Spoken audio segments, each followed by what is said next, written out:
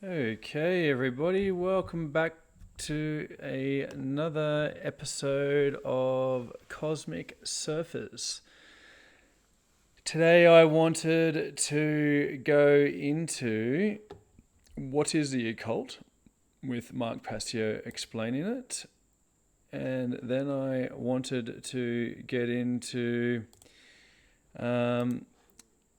a fella that was I learned about from Mark Passio actually, which is Kevin Trudeau.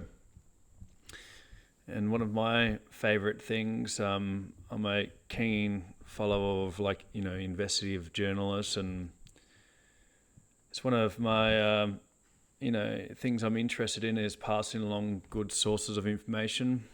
People like Whitney Webb and Catherine Austin Fitz, and of course Mark Passio, and people that have really done lots and lots of research and have quite high quality information. And I think that sharing high quality sources of information is great. And I hope that you enjoyed the previous episode on the principles of natural law. And so today I want to get into Mark Passio's explanation from episode 197 of what is the occult. So let's start there before we get into some of Kevin Trudeau's recent videos.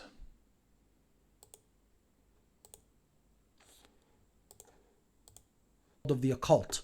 And again, this is an off-putting word for a lot of people who aren't familiar with my work already.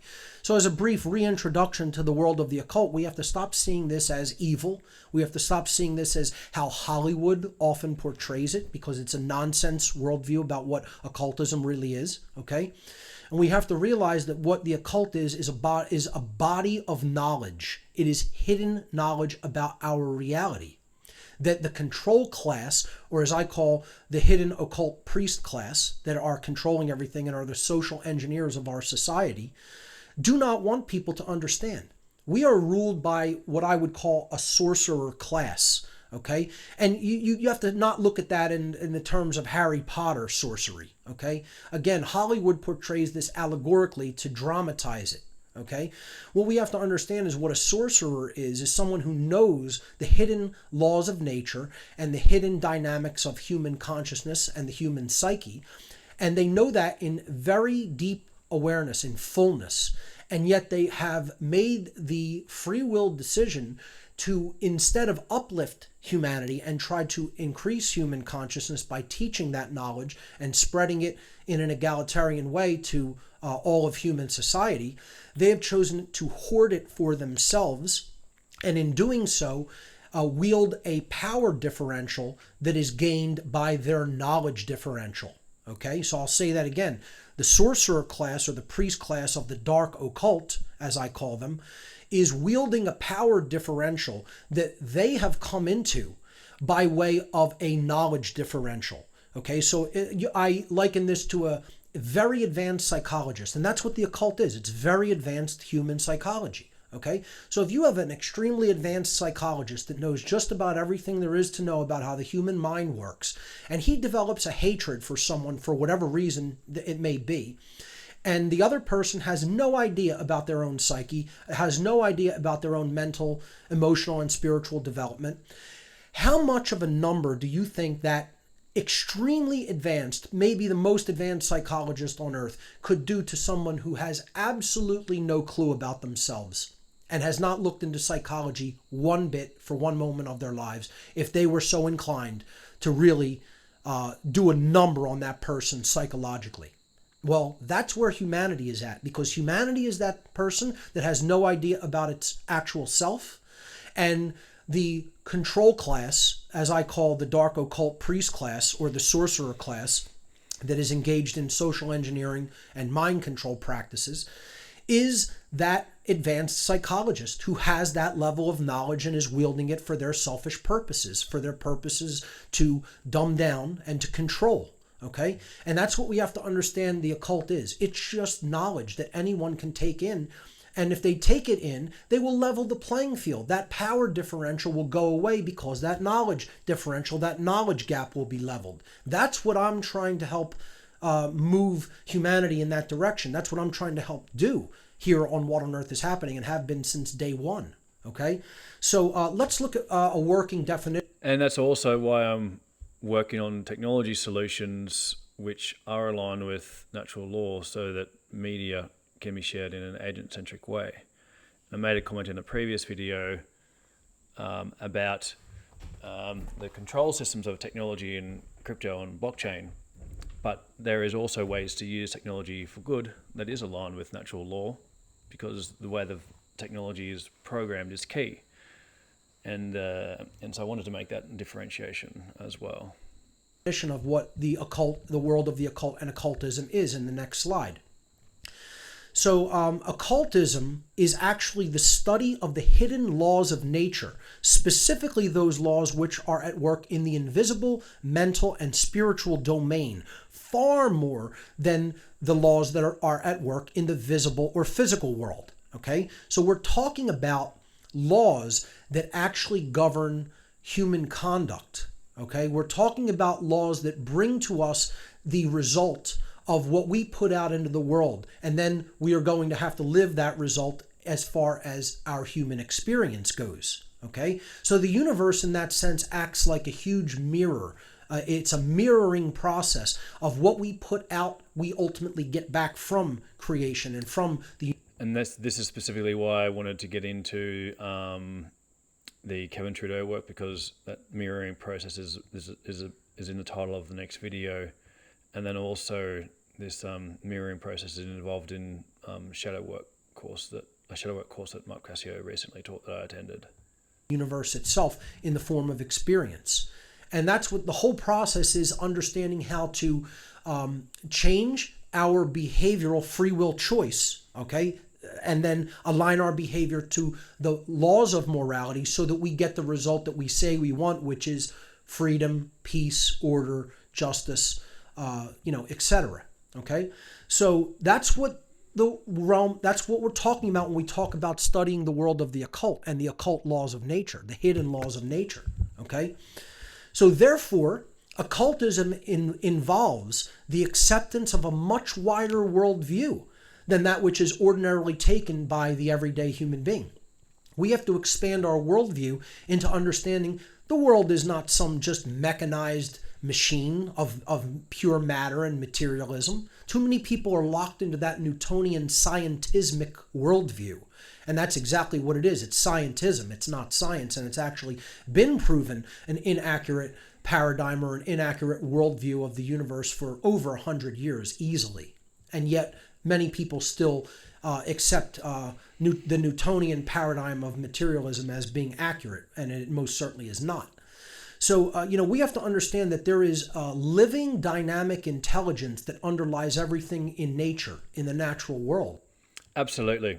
And this gets into the relationship that we have with all of those kingdoms, whether it's the mycelium kingdom or mineral kingdom or the animal kingdom or whatever it is. And then also this gets into a lot of this indigenous psychology and their way of thinking, which is about how everything is alive and story is a living system. And that is the power of mind, okay? Whatever you want to call that, the creative force, God. I'm perfectly comfortable with that term. Many people are not. Yeah, I'm not. I think there's a clear distinction between an entity that calls itself God and then the prime co-creator of this reality. I could care less whether anyone is or not. It's your personal choice whether to be comfortable with that. But there is a living, dynamic intelligence that underlies everything, and that is... Yeah, and it's not the entity that calls itself God. Pure consciousness, and that is what gives rise to physical form through vibratory energy. And when you study deeper into the realm of the occult, which is not a religion, it is hidden science. It is absolutely provable hidden science. When we delve into new sciences that are emerging, including quantum mechanics, new physics, new biology, epigenetics, we find that all of these aspects that have been discussed regarding consciousness in the realm of the occult and occultism teachings throughout history have been borne out to be true in modern science. True modern science, not the world of scientism. And this is the merging that is very, very slowly happening between the realms of science and spirituality. And I'd like to see that advance and move faster, but unfortunately, much of humanity is just still too stuck in ego, as we're going to be talking about here today. An occultist, the definition of an occultist then may be defined as those who study all of the laws of nature, not just the physical laws, but the physical and spiritual dynamics that are inherent in the natural world, both those that are readily seen and those which are much more difficult to see with simply the physical eyes or with the measuring instruments that we use as part of scientific instrumentation alone. Okay.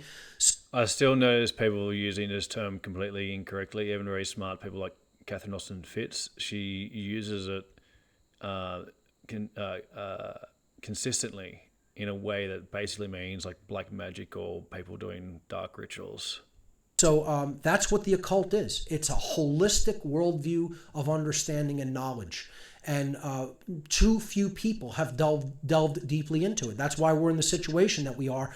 The worst of our species has delved into it in a deep way and has used that knowledge to basically keep humanity under its thumb. And what I'm attempting to do is to inspire people to become what I call de-occultists. See, as long as the realm of the occult, the realm of hidden knowledge and hidden science and hidden psychology remains hidden, as long as it remains occulted. Again, the word occult comes from the Latin occultare, which means to hide or to conceal. Okay, as long as it stays hidden, slavery is going to continue. We're not going to have any kind of a paradigm shift in consciousness that leads to true human freedom as long as the occult remains the occult. So I'm trying to inspire people to look into this world of hidden knowledge and to understand it at a deep fundamental level. When we do that, we're going to start to understand ourselves more, because that's what this is all really about. The occult is actually a deep study of the self. That's what human psychology is. And this is hidden human psychology. Okay? So we have to become those master psychologists through our study of the world of the occult. Then when we do that, then we're going to see the playing field start to level on a worldwide basis. And we're going to see the ability of people to really take an empowering charge over their lives and get out of this control that we've all been put under, specifically the mind control that we've been put under. We're going to see that be able to be done far more effectively as more people study this knowledge. And this comes up in regards to occulting ourselves, if that's the right way to phrase it. The stagnation that builds up in ourselves and not speaking out, not speaking the truth, and it kind of leads on from the point that I was saying, where there's a lot of benefits from living in nature, like huge benefits, which I really think that we all should be sustainable and all that kind of thing. Yet at the same time, that's not what creates a collective freedom. So the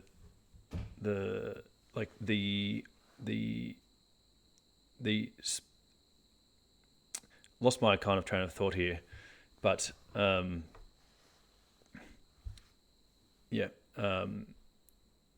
keep going. Moving to the next slide, unfortunately, we don't have that right now. We have what is akin to chess pieces being moved on a giant board that represents the earth. And, you could say that this is between the forces of good and evil, okay? And unfortunately, evil's kicking good's ass right now, okay? Good hasn't even sat down at the board, that hasn't learned the rules of the chess game, and hasn't shown up to play. And the evil side is basically the chess master that is running rampant on the other side, okay?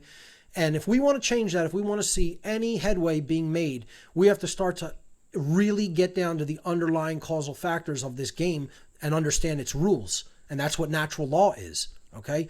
And this is something that so many people are so loath to do. They're so loath to getting down to those causal factors. They think they're just going to analyze things endlessly to death from the 3D perspective and never go into the mental and spiritual aspects of this. Okay. And they're going to change things by putting new people in office. They're going to change things by putting a new financial system in, and everything's going to be hunky dory. And people's minds are going to be just as degraded and just as under mind control as they ever have. And I'll say that I also wanted to touch on that it wasn't until I started going through some quite deep processes with shamans and meditation and vision quest and all of that, and right when I completed a huge process, it was very, very difficult. That's when things started shifting for me in the material world, and it all opened up. And it was because that mental and that psychology had shifted, and that was the thing that created that change. And yet we're going to have a wonderful new reality. Utter bunk bullshit. Okay? Get as offended as you like. There is no way to change reality from that level of ignorance, from non-awareness. Okay? You're just going to be a chess piece being moved on the board instead of a grand champion who's actually really changing the reality by really moving the pieces. Okay? And we're going to continue to get our asses kicked and handed to us as a result of that level of ignorance. So we have to become mature about this and understand we have a lot more work and a lot more knowledge to take in. And again, that's why I'm going to keep reemphasizing on this show. Okay. Go back to all my former podcasts. Okay. Listen to them all 196 of them that precede this one in order. Okay. You need to do that to get the big picture, to get the worldview. Yeah. The worldview picture established that you need to understand material going forward. Okay. And I've done that. And this is the episode that I just completed today. That's how I knew what part to go to. And I was one of those people that, came across his work once I already knew about natural law, but still quite early on in his work. And then I only saw snippets of it and dismissed it. And I was wrong about that. And then I came back to it in recent years and started from the beginning. And he is right. You do need to start at the beginning because it's a foundational piece of knowledge. And there is a tendency for people to, and I've always been like this as well. Is you hear something and you just kind of react, and but there's a whole body of work here to get through to understand the nuance. There are prerequisites for the knowledge I'm going to be talking about, and they're in the podcast. whatonearthishappening.com/podcast, or just hit the podcast tab or the podcast button on the left-hand side of the site, okay? And, that's going to take time and attention. These are the spiritual currencies. I find that most people who really lay hard into my work and say, I don't like Passio, I don't like what he does, this and that, they haven't listened to the material in its fullness. They've listened to bits and pieces on YouTube, okay? And if you do that, you are not going to understand what I'm really talking about. Okay, I'm trying to explain to you. You go to YouTube and listen to some Mark Passio videos, you'll get a tiny bit of what I say, but you are not going to understand the totality of the picture. You're going to get the totality of the picture from my podcast series, the audio and the associated images and documents that go with the podcast audio series.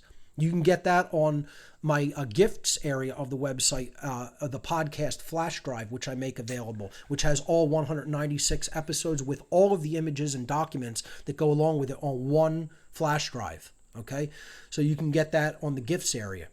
Okay, so going back to the slides, I just want to let everybody know, in order for us to really change from being a piece moved on the board to being the chess champion that's going to really change the nature of the game, much, much more deep level knowledge is required. And most people aren't there. They have studied cursorily.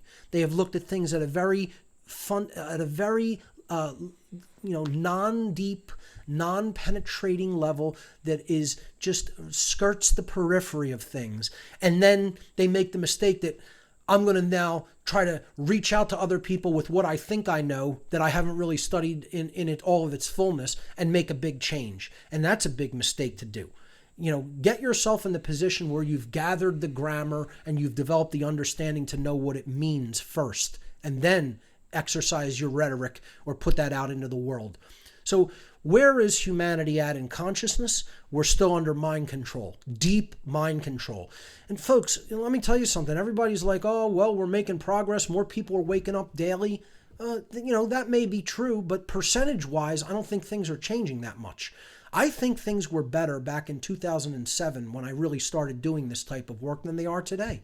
I think there were more people questioning things. There were more people that were tuning out of the mainstream media. There were more people that were questioning 9/11, okay, and what really happened on that day. And today, the mainstream media has ramped up its efforts. And people are going to say, oh, people don't really pay attention to television that much anymore.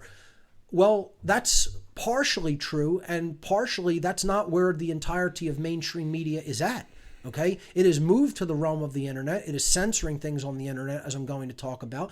We have to understand at a very fundamental level that they've ramped their efforts up tremendously to continue the brainwashing, to continue the social engineering, to continue the propaganda coming out of the television and the internet, okay? And we have to understand that we're not as a society, anywhere closer to really truly freeing our minds. This was recorded in January 2019, so before COVID. And getting it out of what the control class, how the control class wants us to think. Okay, nowhere closer to doing that than we were a decade ago, more than a decade ago. I think we were in a better position then. Technology has advanced. The reach of media through the internet has advanced. And most people are still connected, their minds are still connected to these sorcerers' worldview, okay? And they have us on their strings like puppets. And we have to break that chain, those chains. We have to break that connection, okay? Shut off that signal and delve really into powerful works that can help us to understand deep moral philosophy. Okay, we have to understand natural law at a far deeper level. There's so many moral relativists. The amount of moral relativism is mind-numbing. It's spiritual cancer, as I like to call moral relativism. So many people think, oh, we get to make up what right and wrong are, and it's perfectly fine if something's perfectly okay to do in one place, and in another place you could be thrown in a cage for doing the same behavior. I mean, this is utter sheer nonsense that people have to get their heads out of the muck and believe that we make up rights, human beings make up rights. This is what actual people in the so-called freedom movement believe. And they think they're going to free themselves up as a result of continuing to think in the gutter. It's spiritual gutter cancer, okay? You might as well go lay in a sewer, okay, rather than think like that, because that's exactly what it is the equivalent of doing, okay?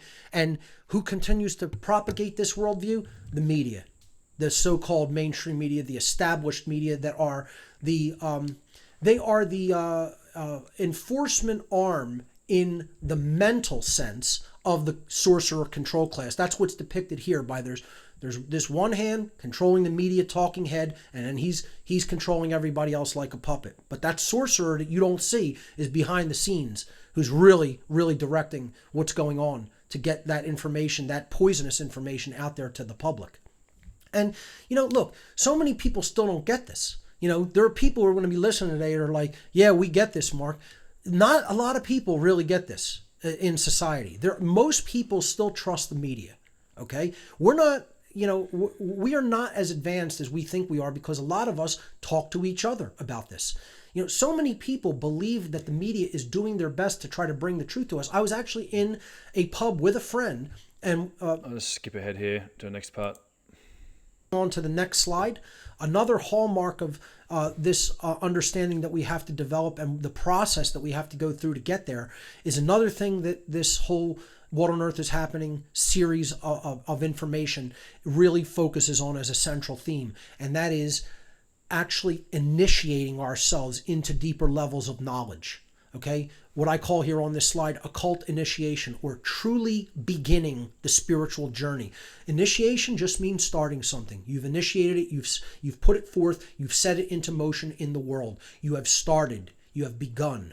One of the things that I told people in the past from my work in the dark occult, again, for people who do not know that background, my personal background, I was involved with some of these sorcerers, with some of these mind controllers, with some of these Satanists and dark occultists, okay, who are really running. And I haven't had that kind of experience, but I've had plenty of experience with black magic in different realms, plant medicine ceremonies, shamanic stuff, being on sacred sites, dealing with Crowley conventions and, people practicing all kinds of witchcraft, and, quite familiar in those realms, but not the kind of satanic Church of Satan stuff not that style that he's referring to. The show behind the scenes in the true entrenched aspects of power, not the visible ones that they let you see on the TV screen, okay? And during my time with them, one of the phrases that they called humanity, in addition to referring to humanity as simply the dead, yes, that is what they called people. They don't call them the masses, the sheep, the hordes of humanity. They refer to human beings as the dead, is one of the phrases that they use, believe it or not. Okay? And as horrible as that may seem, it is largely accurate, because they see pretty sure one of the other terms that he said is the unbegun. Consciousness is a threefold manifestation of our thoughts, our emotions, and our actions. And if you aren't building an ability to think, okay, then, and you're dwelling in total ignorance, well, the thought aspect of consciousness is largely destroyed or inactive. And if you're not truly feeling from a heart-based level, and understanding, that what we are doing or not doing is actually affecting other people in their lives and creating suffering, then you're not really using your emotions to care enough about the truth and what's going on, and so you're dead at a heart level. And certainly most of the people who engage in the dynamics of ignorance and apathy like that aren't doing anything to create real world change. And so they are in a state of laziness and cowardice, often the two states combined, and therefore their actions aren't really present. And so when all of those aspects of consciousness are not active or deadened, they look at it like you're not really alive. You're a being that has actually undergone spiritual death. So they call them the dead. That is their actual rationale. We're not doing anything to actual people. These aren't even people. These are dead. They're dead husks. They're shells, that had the potential for the development of a soul, but didn't utilize any of that potential and have just let themselves wither and die before they've physically died. Folks, I wish I could say it weren't true. I wish I could say, when I heard their rationale for this, I couldn't just go, you're completely and utterly wrong. That's not humanity. That's not where we're at. Because it is where we're at. And what the first step of initiation, as I'm going to talk about here, is don't lie to yourself. Be honest. Stop lying to yourself. This is why people hate my message in many cases. That's why they can't really hear what I'm saying. And this is one of the things that plant medicine's up with as well, seeing things for how they actually are versus how you think that they are. And that's what helps kind of, help with the dissolution of the ego, if you want to phrase it like that, or scattered thoughts, or any kind of other untruths. It helps you kind of clear that out of your system. Saying they hear the physical tones of my voice, but they can't really incorporate the understanding of it, because what I say, because it is dark and ugly, they feel it cannot be true. Okay, so they're not really looking for the veracity in the statement. They want to react emotionally, have a visceral emotional reaction, but not really hear what's being said. Okay, this is the state where humanity is really at, unfortunately, and I wish I could say different, but I don't want to blow smoke up your ass and lie to you.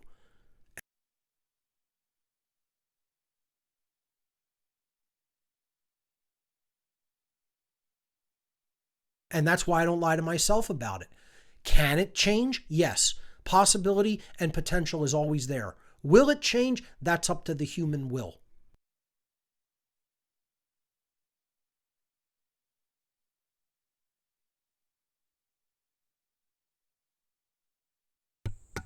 I'm not sure how much of I missed then, but yeah, this is people do struggle with reacting to what you think that you've said versus what you actually do say, and we've all got to do that work to not do that to other people. And I've also struggled with what he's talking about previously, and it's an ongoing process as well. Like we can go really as much as we do go into the darkness, and I've been in ceremonies and tracked things to the entity behind Saturn, and kind of getting into really the most evil of the most evil kind of things. But even when you do understand that, there's still times where you're like, it's hard to believe that that's what's really going on, and yeah, actually it is. Okay, that's up to what will we do about it. And that's what I'm trying to inspire. So again, I'm trying to tread this medium, or this balance point between being honest with you, and that is ugly, versus saying we're actually still today in a position where we can actually change this and do something about it. Otherwise, I wouldn't come back on the air. If I thought nothing could be done, I would just shut up and let the chips fall where they may. We can still drive this evolutionary progress forward if we engage ourselves and enact our will. And if you follow Mark's work, you'll see that he's escalated dramatically from here because people haven't made the changes. We haven't been talking about natural law and objective morality. There aren't a whole lot more people talking about it and becoming new content creators and spreading that information to de-occult it. And this is where he's in his more recent episodes, he has been quite angry, shaking people up. Okay, so this is done through what I refer to as occult initiation. And these were it was a five-fold process. And this was done in conjunction with the five senses, and then the three elements of the trivium: knowledge, understanding, and wisdom, and then the four elements of the quadrivium, which was arithmetic, geometry, music, and astronomy. The quantifications of the trivium, the ability to actually quantify knowledge and measure it and gauge it and filter it, etc., process it. So let's look at these steps of initiation. Very important. I'm going to be covering this in my workshop at Acapulco as well. The first step: stop lying. Now, this means stop lying to others, but first and foremost, above all other forms of lying, stop lying to yourself. You have to be honest with yourself about where you are, and not be necessarily ashamed of that if it falls short of where you want to be and could be. And that's how you set a direction. You are honest with where you are at, okay? So let's say you have health to work upon. You're not where you want to be physically. There's always the ability to say, here's where I'm at. I'm going to be honest, and I'm going to get to here. I'm going to work on that. Then you could say, I'm going to psychologically improve upon myself. And you have to know where you're at there and be honest with your assessment. And then you can move forward from that point. But you can't move forward from any point if you're lying to yourself, first and foremost. Okay? You can't tell the truth to others if you're lying to yourself.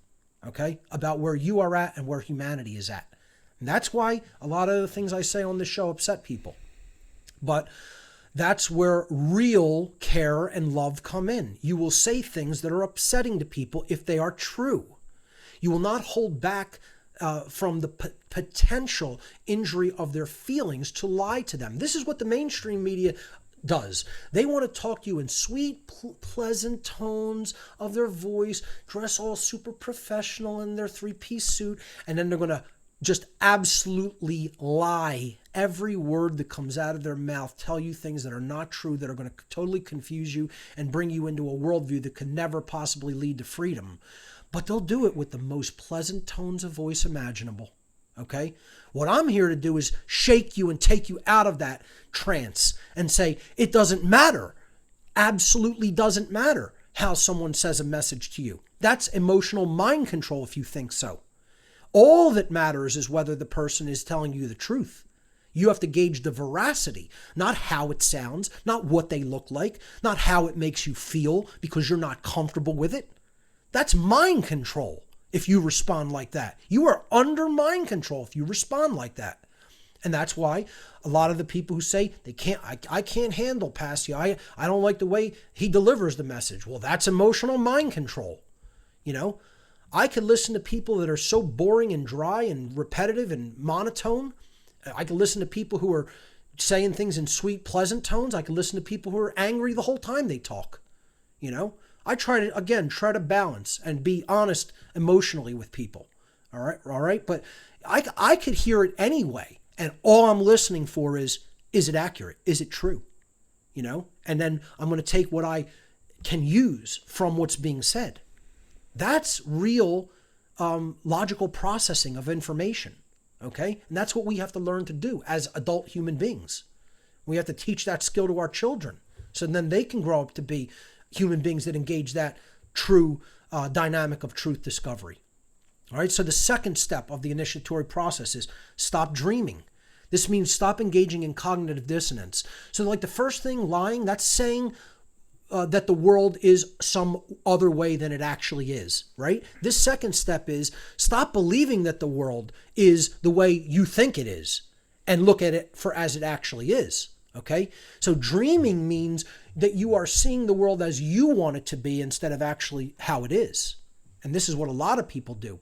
They think that the world is exactly how they envision it to be versus looking at it from an objective viewpoint, an objective perception, okay? And they want to see it as they feel that it is instead of actually how it really is. And that's holding these two contradictory ideas in your mind at the same time. Your perception of how something is, even though it's inaccurate, versus the reality of how it is, and then that are completely at odds with each other, and yet you hold those viewpoints simultaneously. That is dreaming. It's called magical thinking. Magical thinking. Believing the world to be what you want it to be versus or instead of how it actually is. It's been called in psychological communities, cognitive dissonance is the term for it. So we have to stop engaging in cognitive dissonance. The third aspect of occult initiation, or becoming someone who has started truly in earnest, started the spiritual journey, is to learn how to think. And as simple as that term may be, there's so much involved in it, okay?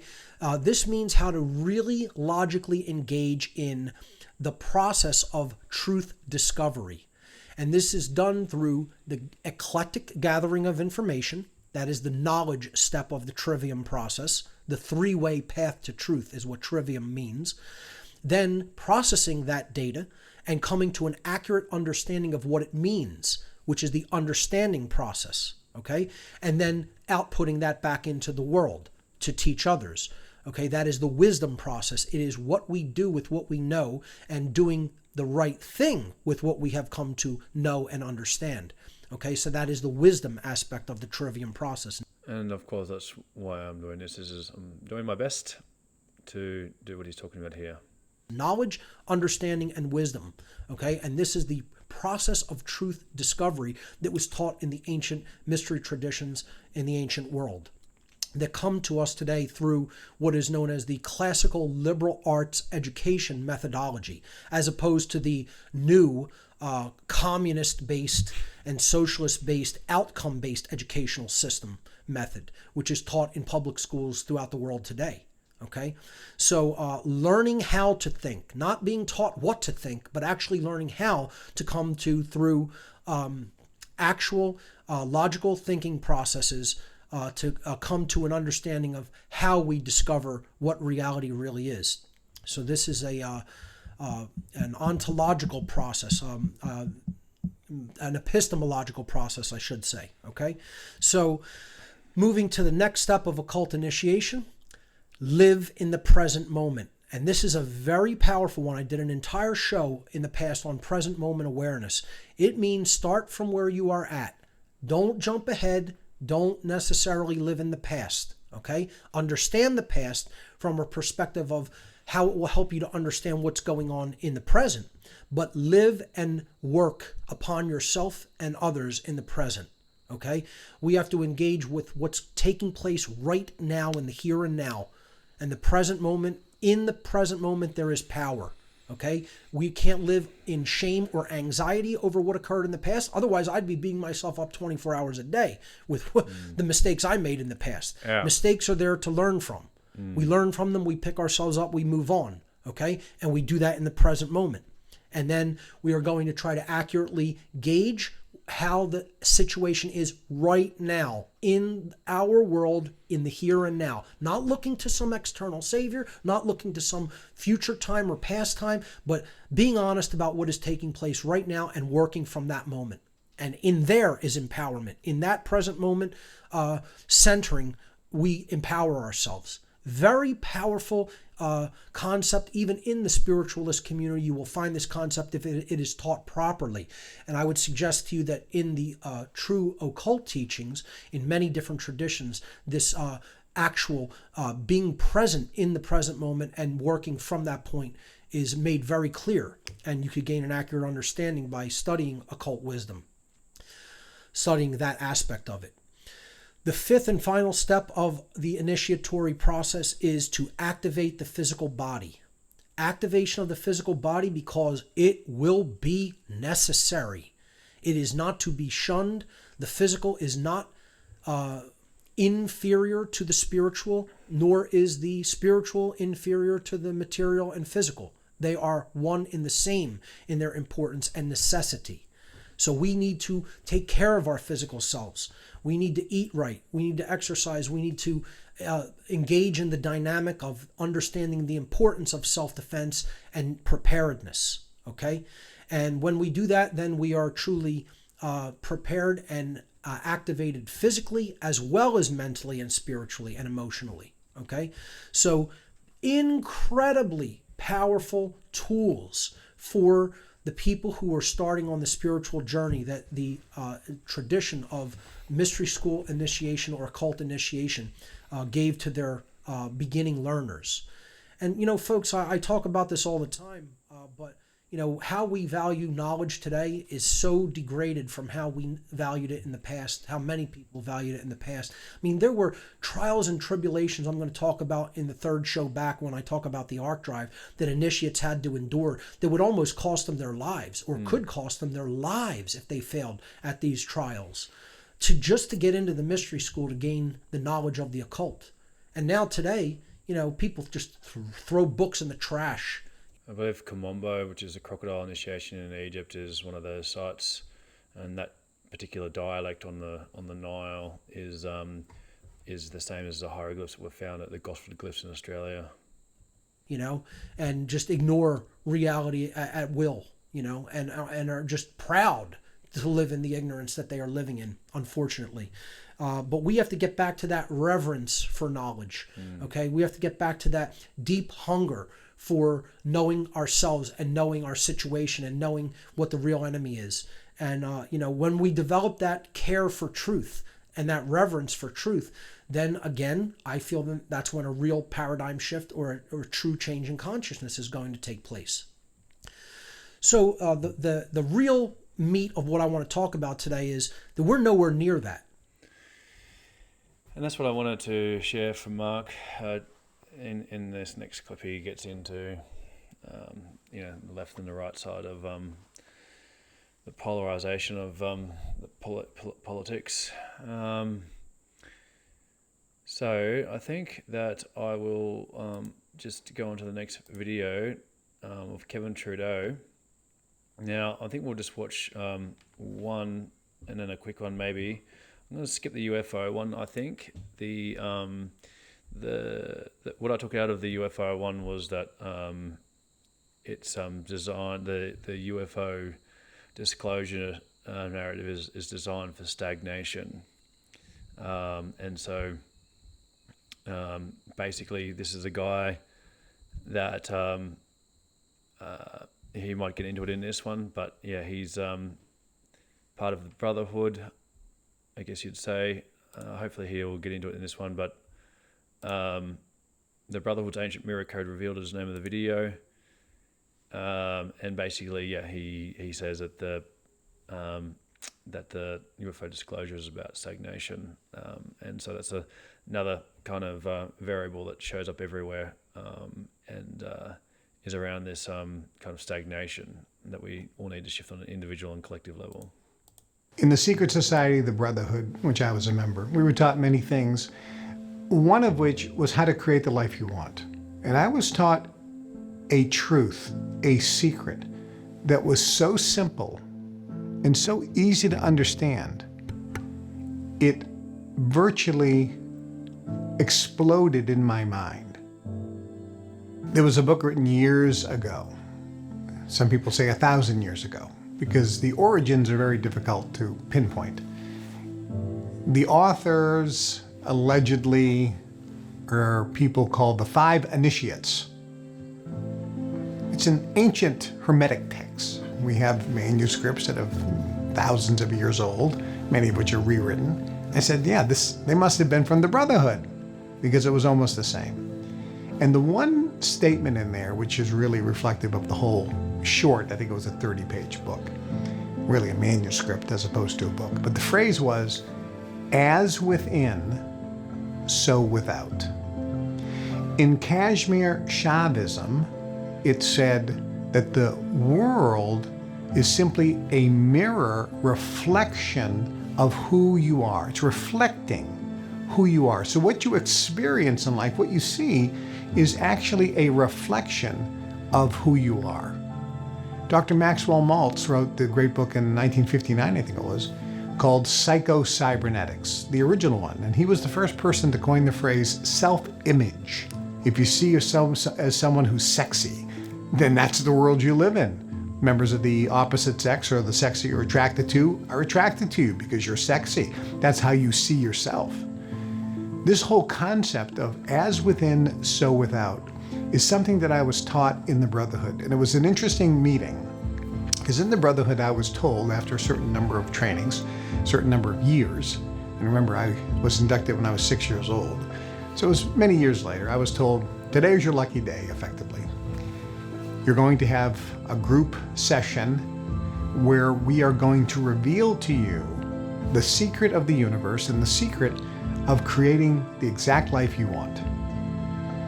And I said, wow, should I bring pad and paper to take notes? No. I figured, okay, I have to use my memory, and I have a pretty good memory, so I'll make sure I remember everything I'm taught. I don't know how many hours I'm going to be there. They said multiple of the elders, the highest level members, will be there. And I went in, and we didn't have clubhouses, like Masonic lodges or something.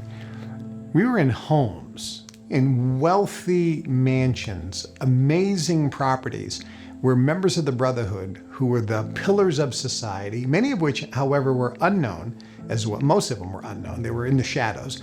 But they lived in the mansion, and they had, and here's the funny thing. When you went into the mansion, it was on a street with other mansions. But the real wealth was what was inside the mansion. In other words, okay, it's $1 million home.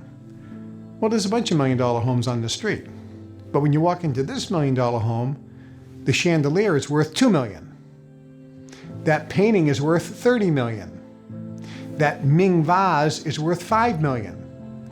And all of a sudden you start seeing this amazing amount of wealth right before your very eyes. Each of those items have this opulent wealth creation magnetism. So I walk into this home and I'm overwhelmed by the wealth energy, the money energy, the ancient wisdom energy. And we go into the basement, and the basement is dark. And in the basement, there's a circle. And now I start thinking, uh-oh, here are the rituals that I've heard about in secret societies. There's gonna be some human sacrifice, we're gonna kill a chicken, something's gonna happen bad, the people are gonna come in robes, the Pentagon comes out, okay, here comes the devil worship. Okay, now my mind starts to spin a little, but in a funny way, because I knew that wasn't gonna happen, but those images kind of came to mind. So I walk in, and there's chairs in a circle with a chair in the middle. I sit down and they all circle around. And my uncle which was my mentor, we call him my uncle, he leads and he introduces everyone very quickly, because I didn't know. I only knew 2 people there. Everybody else was a mystery. And it was one of the first times I started seeing other members of the Brotherhood and who they were. Pretty impressive. And then Uncle says, today you're going to learn the secret of the universe, the secret of how to manifest and create the exact life you want that we know. You're going to learn the secret, but today's just the first step. You'll learn the secret, and then for the next 5 years, we will train you on how to use this. 5 years. And I was told a phrase, which later became very popular in poker. I think one of the poker guys at either the World Series of Poker or the World Poker Tour would say this phrase, but I heard it in the Brotherhood. And it says, this is going to take 5 minutes to learn, but a lifetime to master. I sat. They said, here's the secret of the universe. As within, so without. It was years later that I read that book by the 5 Initiates where it said that. As within, so without.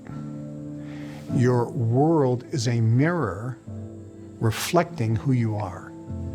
And it really reflects who you see yourself as. And that was it. And everybody stood up, congratulated me. Where's the coffee and donuts?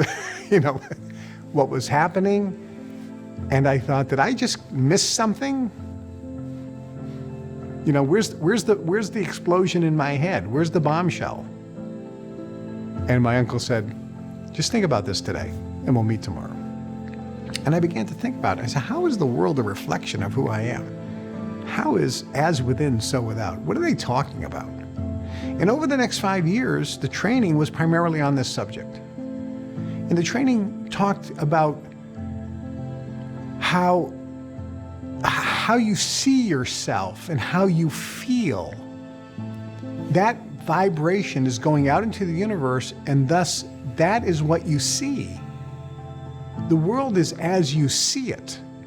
And I was given a great metaphor, and he said, remember the old days you had projectors? And you're a journalist, you're from the film industry. You had projectors, and there was film that would go in front of the light. There was a light that beamed on the screen. Well, if there was no film there, it would just be a white light, blank on the screen.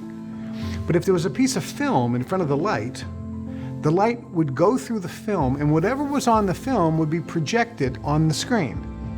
And if it was a scene of somebody killing somebody, that's what you saw on the screen.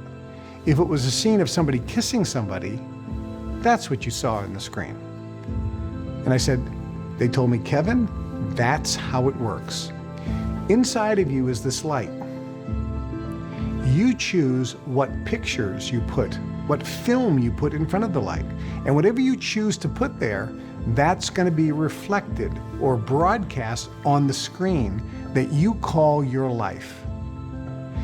If you see yourself as a successful person, then that is what's going to be put in front of the light, and that's what's going to be broadcast, projected on the screen that you call life, and that's what you're going to experience. As within, so without. Another lesson I got that was very clear was always work on becoming a better you. Work on yourself. Don't try to change anybody else. If you see anybody in your life that you deal with and you think they need to change, stop. Change yourself. It's never about the other person. It's about you. Whatever you're experiencing in life, it's not about them. If you're having a problem with somebody, it's about you, not them. If you're having a problem at work, it's about you, not your boss. You change on the inside and the outside changes. This is also a scriptural principle. Jesus said, the kingdom of God is within us. We have to look within, but we don't. We always look out. Work on the inside and your outside changes. Let's delve deeper into the hidden law of reflection. The world is a mirror, as you say. The world isn't happening to you, it's happening from you. Is this about vibrational frequencies that you put out into the world? We could talk for hours about frequency and vibration that you, as a human being with a brain, put out into the universe and how that affects matter and creates matter. This has been talked about at length. I've written about this at length. I've talked about this at length. I was in training on this subject for years in the Brotherhood. This is proven and documented. Your brain is thus a transmitter of frequency. It's also a receiver of frequency. So you can put out a broadcast to another person's brain and you can pick it up. This is called telepathy. I can send you a message. Okay, so now we cross over from mainstream science to not so mainstream science. Research has been done for decades on telepathy, with varying results based on who's doing the research. But at the end of the day, including the US government, the US Army, the Ayahuasca used to be called telepathine. KGB, the Chinese government, telepathy works. Being able to send a thought to another Absolutely it does. person works, and it's being suppressed because it's being used for nefarious purposes within governments. Everything in life, everything on the planet has a frequency. And we know this. We know crystals vibrate, right? If you hit a certain note, an opera singer hits a certain note, the same note that matches the vibrational frequency of the goblet of crystal, the glass crystal or the crystal goblet will shatter. So we know everything has a frequency. A piece of gold has frequency. It's different than lead. This chair has frequency. The paint on the wall has frequency. Everything vibrates at a different and unique frequency. It has a signature. All atoms vibrate. They move. They have a frequency or vibration. This is, again, mainstream science. When you are feeling something, an emotion, you're putting out a frequency. So frequencies are broadcast from the brain, but they're also broadcast from every cell in your body outward. People are broadcasting frequencies 24 hours a day, 7 days a week. Those frequencies go out into the universe and affect everything in the universe. It's called the butterfly effect. A butterfly in the Amazon floating around affects something 2,000 miles away. And this is one of the reasons why consciously and unconsciously at the same time, this is why I've chosen to live here where the song lines begin, and then also at another place where major energy lines go through, because amplified and it helps. The indigenous here talk about singing out the song lines. It's a similar kind of a concept because it travels across the world. Or 5,000 miles on the other side of the planet.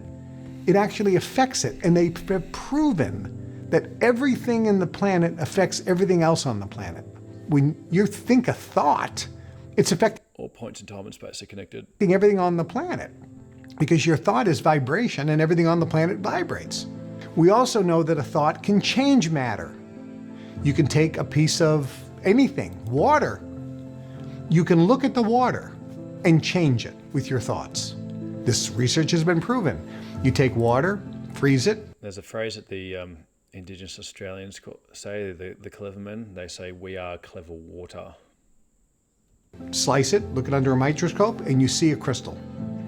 You take that same water, I look at it, now freeze it, slice it, look under a microscope, it's a different crystal formation because I changed it with my thought. And if I put anger into it, it makes it look horrible. If I put love into it, it makes it look beautiful. Now think about that. You're 70% water. If I can do that with water that's sitting in a glass, and I send you love, I've affected 70% of your body. So your thoughts, your feelings, your emotions affect everything in your reality. This is why they say, as within, so without. Because if you're feeling, that's being broadcast out into the universe, and your world is going to be a reflection of that. it's really not a reflection per se, it's actually a creation of it. And if you put out those good feelings, which is why if there was a phrase that you could like look at 24 hours a day, 7 days a week, feel good now.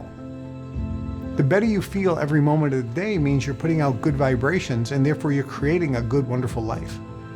Because what you put out is going to be created. That's what has to create. I learned this in the Brotherhood, but it took 5 minutes to learn, but a lifetime to master. For 5 solid years, every bit of my training was on this subject, about how to control the thoughts. Thoughts are things. Earl Nightingale in the 60s did a Iboga was one of the things that actually helped me out with thought loops as well. LP album. The LP album was called The Strangest Secret. And in that he discovered the strangest secret of life is you become what you think about most of the time. I remember I was in the Brotherhood and I heard that and I laughed. I said, well, that's not true. Because if that was true, I'd be a girl. Because I was thinking about girls all the time, right? And everybody laughed. But we understood the difference, the distinction. You become what you think about and feel about most of the time. Thoughts are things. As within, so without. So if you want to create your future, always control your thoughts and feelings. Feel good now, work on being a better you. It takes 5 minutes to learn this, but a lifetime to master.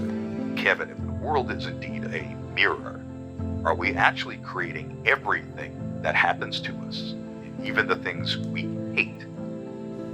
You create, and you have created, everything in your life. There's a level of determinism called pan-determinism, which is complete determinism over everything in your life. Very few people can get to this level of excellence and this level of mastery, where they have full 100% pan-determinism. Another way of saying it is taking 100% responsibility for everything in your life, good and bad. In the Brotherhood, I had another one of these meetings where I was brought in to learn some special thing. I now knew it wasn't going to take very long. And it was the same situation. In a home, I was picked up on the Concorde, flown down from London to Barbados, all at the expense of the Brotherhood. Met, brought to the mansion, full staff of servants and butlers and maids and cooks and chauffeurs and valets and so forth. And brought in, many other members of the Brotherhood were there. Some were on the Concorde and didn't even say hi to me. I didn't even know. We flew down together from London. We went into the room, circular room. I was sitting in the middle, and I was told, and again, people flew in from everywhere just for this meeting with me.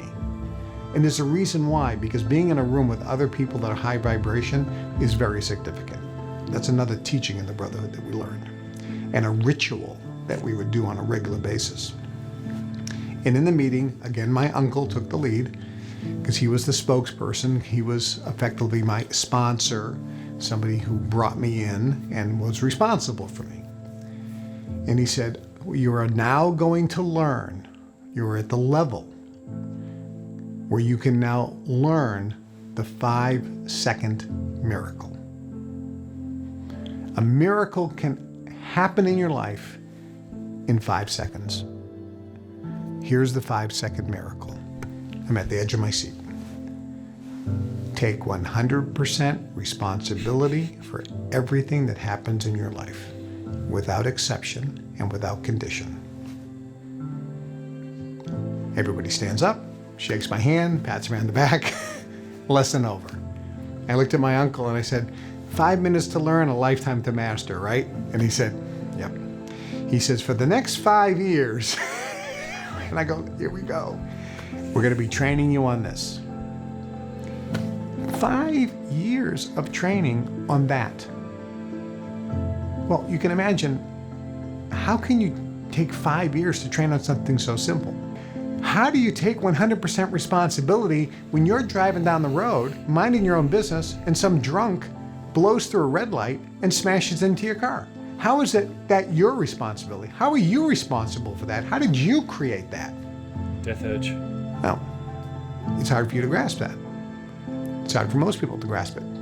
That's why they can only go so far in terms of achieving success and manifesting things and attaining high levels of consciousness and awareness, because they can't grasp it, nor do they even try. They not even open to that possibility. They shut it down. It's not my responsibility. That guy was drunk. I didn't do anything wrong. He went through the red light. Okay, you've shut it down. It's over. At least be open to say, he told me I create everything in my life, and I have to take responsibility for everything because I created it. How the hell did I create that? Okay, well, let me spend some time trying to figure that out. When you at least are open, you start opening up all channels to the universe. And then you start seeing past lives. Then you start seeing how this was something you created, maybe not in the last week or the last month or the last 25 years, but you can see, I can see exactly how I created this. And then you start learning this, that the universe doesn't do things to you, but it actually does things for you. And the universe doesn't do things to us. It's happening from us. It's actually created out of us. And when we have this knowledge and experience that that's a truism and not just some theory, when we actually connect, we have this aha moment. The light bulb goes off. We have this sense of enlightenment. We are awakened. We have this explosion in our brain, in our psyche, and all of a sudden, it's like the angels are singing, oh, and you're inside, your heart opens, the sense of calm and peace, certainty goes up. You can call it confidence, but it's certainty. It's better than confidence. It's knowingness. In that sense that you do create everything in your life and everything's always going to be just fine in the end. It's okay. And it's just fine right now. You have this peace at your deepest core that surpasses all human understanding and comprehension. Finally, getting back to the world is a mirror and everything is happening from you. How did this training from the Brotherhood ultimately change you? And how could it change people who actually grasp it? At the end of the day, this teaching module that I had in the Brotherhood, people on the outside, you included, may think, well, this, if you know this and are trained in it, it must make you feel very powerful and, this great sense of control and being able to create the life you want and have a beautiful life and create a beautiful life. No, that's not what happens. When you fully are trained in this technology, and it's not really a technology, it's a truism. When you're fully integrated into this truth of how the universe works, when you have full understanding and workability, when you have this at your fingertips so you can work it as was designed, it doesn't give you a sense of power and control. The exact opposite, it gives you a sense of humility. It gives you a sense of peace and serenity, not control or power, because you actually lose the wanting and needing of control. You lose the need to have control. You lose the need to have power. You lose the need to create something. You lose that need to change conditions because you don't have to change anything. You know that what you have is what you've created anyways, and you are in the moment, in present time, feeling good because you're connected to the universe because you know who you are. So when you fully understand and utilize this principle, this truism, you connect to the universe and you have a sense of oneness, which is not a feeling of power and control. And it's not a feeling of, I can now create a beautiful life. It's a knowing this, that I have and am experiencing, regardless of what it looks like, a beautiful life.